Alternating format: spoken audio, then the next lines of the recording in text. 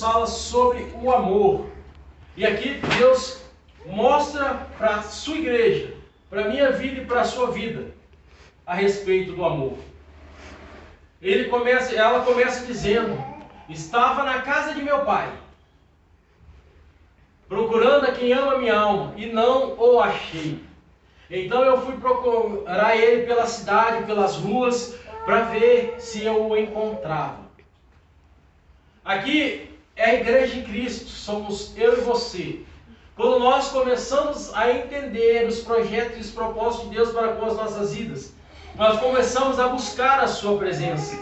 Nós começamos a sentir falta de estar diante dele. Nós começamos a sentir falta do Espírito Santo de Deus sobre as nossas vidas. E nós começamos a procurar maneira para que ele possa entrar e ficar conosco 24 horas do nosso dia. Quando Salomão escreveu este livro, ele estava dizendo: sinto falta de algo, sinto um vazio existencial na minha alma. Eu sinto falta, o vazio é tão grande que eu preciso procurar algo para preenchê-lo. Eu preciso procurar uma maneira de preencher o vazio da minha alma para que eu possa estar diante da presença de Deus. E começa a procurar num lugar, começa a procurar em outro, começa a ir em outro para ver se consegue preencher o vazio. Mas o vazio da minha e da sua alma só é preenchido pela presença do Espírito Santo de Deus. Eu costumo dizer que nós só somos completos quando estamos diante da presença de Deus. Quando nós estamos diante do altar dele, quando nós estamos buscando a ele, o vazio vai embora, porque o vazio é a presença dele. E quando nós nos enchemos da presença dele, nós nos tornamos cheios do Espírito Santo. O último verso vai dizer, ele vai nos dizer: com verdade eu vos digo, que não desperteis o meu amor até que o queiras. Isso é algo sério. É a parte mais importante da vida do cristão. Quando nós despertamos o amor de Deus, nós estamos despertando a atenção dele, o cuidado dele, a bênção dele, a proteção dele para com as nossas vidas. E isso é algo tão sério que muitas das vezes nós não prestamos atenção no tamanho da grandeza e da misericórdia dele. Muitas das vezes nós vamos na casa de Deus, nós oramos, nós buscamos, nós vamos embora e nós vemos alguns irmãos parar no meio da estrada. Isso é algo complicadíssimo, porque ele despertou o amor de Deus para com a vida dele, para com a história dele, para com a casa dele, e automaticamente ele abriu mão deste amor. E quando nós abrimos mãos deste amor, nós abrimos brechas para que o diabo entre em nossas vidas e destrua com ela. Tamanha seriedade de despertar o amor de Deus é essa, porque enquanto estivermos diante da presença dele, nós somos protegidos, guardados por ele e temos direito à vida eterna. Mas quando nós nos afastamos, nós corremos o sério risco de perdermos a nossa salvação em qualquer segundo. Escutamos pessoas dizer: não, naquele momento eu vejo e peço perdão. E se naquele momento não der tempo de pedir perdão? Uma pessoa que morre de infarto fulminante, ela não tem tempo nem de respirar. Como é que vai pedir perdão no último minuto? No último segundo, para poder ver se Deus perdoa? E a questão não é pedir perdão a Deus. A questão é ser sincero de coração. E quando nós despertamos o amor de Deus com o coração íntegro, sincero e reto diante da presença dele, tudo ao nosso redor muda. A nossa vida muda, a vida das pessoas ao nosso redor muda, a vida do nosso bairro muda, a história da nossa rua muda.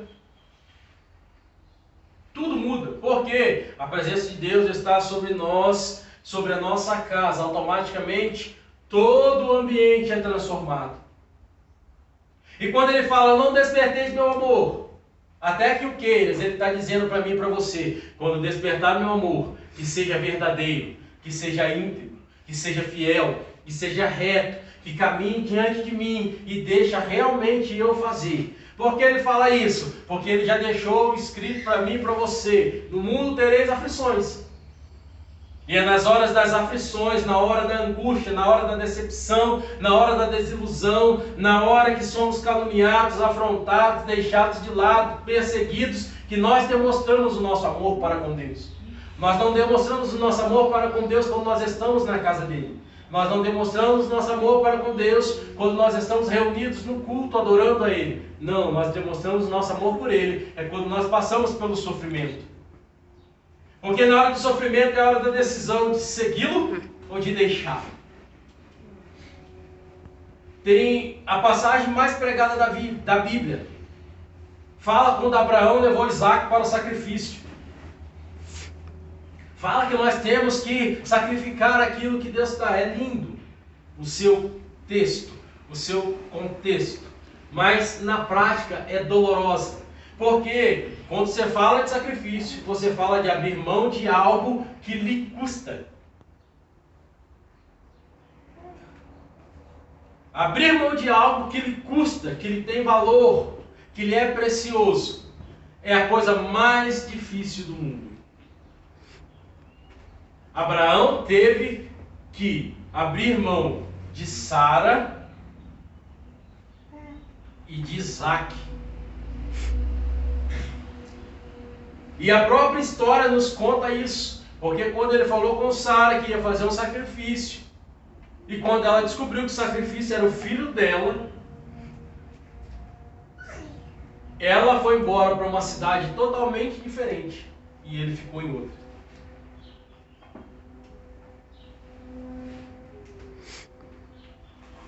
Ele obedeceu a Deus, obedeceu, mas ele teve uma perda gigantesca. Perdão é uma perda grande, é algo que lhe custou. O sacrifício de Cristo na cruz do Calvário. E o sacrifício de Cristo na cruz do Calvário é tão precioso que nos deu o direito de sermos filhos de Deus. Até então somos criaturas de Deus. As pessoas têm costume de dizer, todos nós somos filhos de Deus. Não, a Bíblia vai dizer que, uma vez que não estamos com Cristo, nós somos criaturas de Deus. Todos somos criados por Deus. Nos tornamos filhos por adoção, pelo sacrifício da cruz do Calvário. É esse sacrifício que nos mantém de pé. É esse sacrifício, por causa desse sacrifício, nós estamos aqui. Hoje, falando da graça dele, do amor dele, da verdade dele, dos propósitos dele para com as nossas vidas. E quando nós nos propomos a fazer algo para Deus, automaticamente, sem perceber, nós estamos dizendo, Deus, para cumprir o seu propósito, eu vou abrir mão do que for preciso e necessário para o fazê-lo. E dizendo isso automaticamente, quando aparecer a decisão de abrir mão, que Ele vai nos testar se nós realmente despertamos o amor dele para seguir com ele, ou se nós despertamos o amor dele, mas não teremos compromisso com ele. Estar com Cristo é diferente de viver e andar com ele. Judas esteve com Jesus. Ele caminhou com Jesus. Ele não andou com Jesus. Missionário, agora você me confundiu. Vou explicar. Judas caminhou com Jesus. Ele foi com ele aonde ele foi, ele esteve com ele, ele era tesoureiro de Cristo. Mas ele nunca andou com Cristo, porque ele nunca olhou para Jesus para aprender os ensinamentos que ele tinha e ele estava ensinando. Tanto é que no último minuto ele preferiu trair Jesus, achando que estava fazendo algo que ia despertar Jesus para causar uma rebelião, para poder tomar o reino. E ele não viu que o propósito de Cristo era vir morrer na cruz do Calvário para nos dar o direito à salvação. As pessoas costumam dizer, Judas se enforcou e por isso ele foi para o inferno. Deus deu a oportunidade de salvação para Judas. E não sou eu que digo, é a Bíblia. Judas enrolou a corda no pescoço e amarrou numa árvore para se enforcar. Quando ele saltou, o galho quebrou e ele precipitou-se morro abaixo, abrindo seu ventre e vindo a morrer. Judas não se suicidou.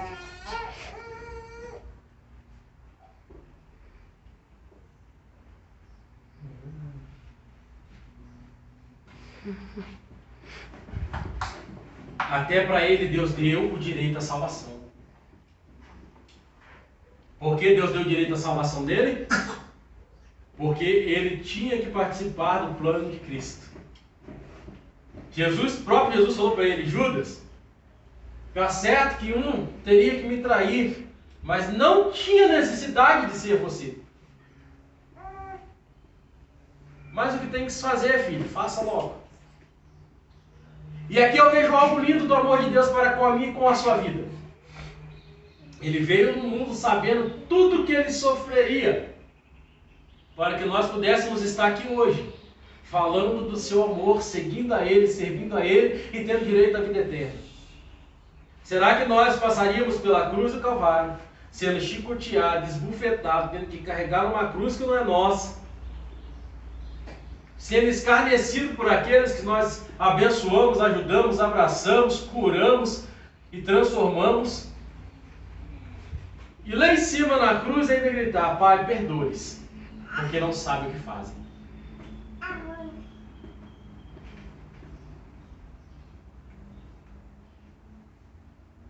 É o versículo que acompanha o ministério. 1 João 4,19. Nós o amamos, porque ele nos amou primeiro. Nós não estamos diante da presença dele por aquilo que ele faz, mas por aquilo que ele é. Nós não o amamos por aquilo que ele faz ou pode fazer, nós o amamos por aquilo que ele é. E se eu amo por aquilo que ele é, eu vou amar o meu próximo, eu vou cuidar do meu próximo, eu vou levar a palavra dele para o meu próximo. Eu vou levar a palavra dele aonde quer que ele queira, para que se cumpra a profecia. Eu escuto os irmãos falando: não, quando a última pessoa da planeta Terra for evangelizada e souber de Cristo, Jesus vai vir. Os discípulos também pensavam o mesmo. Os apóstolos também pensaram o mesmo. E se você olhar dentro do contexto bíblico, eles pregaram nos 4 cantos da terra. Todos naquela época ouviram falar do amor de Deus. E Jesus não veio.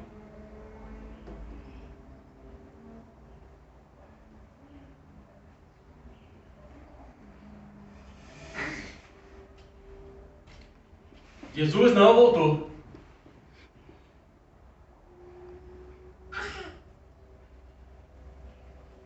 E existem lugares que, quando chegamos para poder falar do Evangelho de Cristo, as pessoas já sabem que existe um Deus e elas oram para Ele, unicamente para Ele, embora eles não tenham aceitado. Eles sabem que Ele existe. E eles olham para o céu, olham para as árvores, olham para tudo e sabem que existe algo grande que fez tudo aquilo e oram para ele, sem conhecê-lo, sem saber a sua história, sem saber do seu sacrifício. E quando eles descobrem que estão no caminho certo, eles o adoram mais ainda. Eles os louvam mais ainda. E assim tem que ser nas nossas vidas. Nós que estamos aqui nesta manhã despertamos o amor de Deus para com as nossas vidas. E nesta manhã Ele diz para mim e para você: siga em frente, não desista, não pare, não volte atrás, caminha. Vai doer, vai chorar, vai gemer, vai gemer. Mas se nós estivermos diante dele, na presença dele, junto com o amor dele, o Espírito Santo de Deus vai vir, vai nos consolar, vai nos curar, vai nos encher, vai nos capacitar, vai nos ensinar e vai nos mostrar o caminho que nós temos que seguir. Por isso o apóstolo Paulo diz: porque para mim o viver é Cristo e o morrer é lucro. Passagem muito falada, mas a maioria das pessoas que a diz não se recorda e nem sabe o que significa. O apóstolo Paulo apenas estava dizendo, porque a minha vida eu vivo para Cristo, eu falo dele, do amor dele, da graça dele. Se eu morrer, não tem problema nenhum, porque eu vou estar juntamente com ele. Esse é o segredo da vida do cristão. Se nós morrermos de hoje para amanhã, estaremos com quem? Estaremos com Cristo no reino das glórias, do céu. A maior promessa dele para mim e para a sua vida é a salvação, é a vida eterna. Todo o resto não é maior. Eu tenho a promessa de fazer você grande. Nenhuma promessa é maior do que a promessa da salvação. E quando ele recolhe alguém, até mesmo sem ver cumprir promessas dele na terra, ele já cumpriu todas elas, porque ele está com ele no reino dos céus. Ele já demonstrou todo o seu amor, cumprindo a sua palavra no reino dos céus. E é algo extraordinário estar na presença dele. É algo extraordinário estar diante dele. Sentir-se completo e completado por ele. Porque nós temos a certeza da salvação. Nós temos a certeza da vida eterna. Nós temos a certeza que se a trombeta soar, nós já vamos estar com ele. Eu escuto alguns irmãos dizendo, vai ser intimidada a trombeta. E nós vamos escutá-la e ir embora. Se você escutou a trombeta e está escutando, você não foi, você ficou. Missionário, sim. Ele disse que todos saberiam que ele tinha vindo buscar a sua igreja, porque as trombetas soariam. Automaticamente, se você está escutando a trombeta e ainda ficou na terra, é porque você não foi com ele para o reino dos céus. Você perdeu o seu direito à salvação. A Bíblia em Apocalipse, ela fala sobre a volta de Jesus e sobre Deus descer à terra para julgar. São coisas diferentes. Volta de Jesus Cristo, ele volta para buscar a sua igreja, lavada e remida no sangue dele. Nós só temos uma oportunidade de estar com ele no reino dos céus. E agora? Se ele vier, pode passar a grande tribulação, pode passar o que for, você nunca mais tem o direito de estar com ele no reino dos céus. Porque quando ele vier buscar a sua igreja, o Espírito Santo vai ser tirado da terra. A morte vai ser tirada da terra.